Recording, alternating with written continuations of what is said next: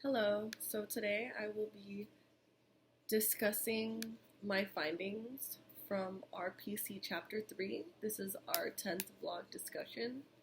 Um, Today we focused on the topic of audience, which is essentially who we are portraying our ideas to and who we think that the reader of our essay or paper that we're writing is. And so in the readings from chapter 3, we were discussing in the discussion that each author had a specific target audience, which is who we think the articles pertain to. So initially in Saval's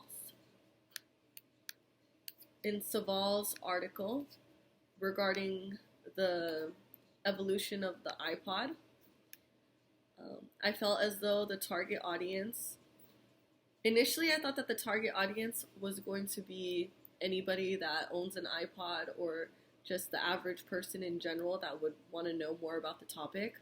But as I was reading, I realized that Saval went into great depth about the technology and the history of music.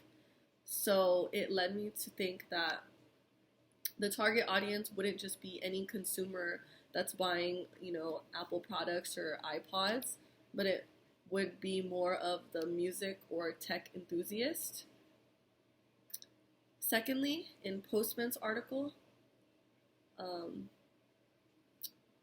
going to be honest, I didn't know what he was talking about most of the time. I believe it was mostly about Greek mythology.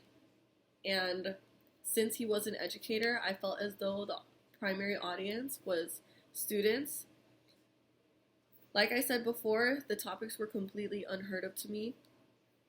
I think that the course that he was teaching must have revolved around Greek mythology because it's not common knowledge and it's not a topic of interest to the general public.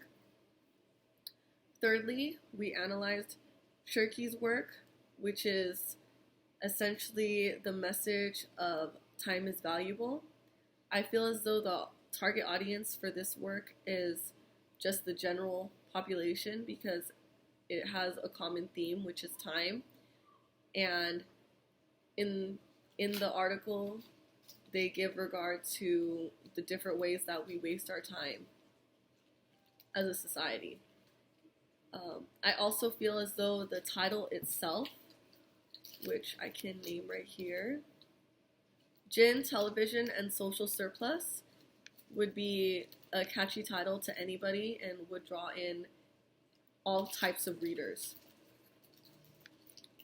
In the last work that we analyzed pertaining to audience was Blyer's work, Love the One You're Near. And this one was centralized around dating apps. And I feel as though, for me personally, not using dating apps, I didn't find this a topic of interest. But I thought that the audience would be dating app users because it's giving us a greater insight to the world of dating apps. However, I didn't have any particular takeaway from it. So I felt like Chapter 8 in RA was pretty straightforward. I already had some background knowledge of who the target audience for articles are.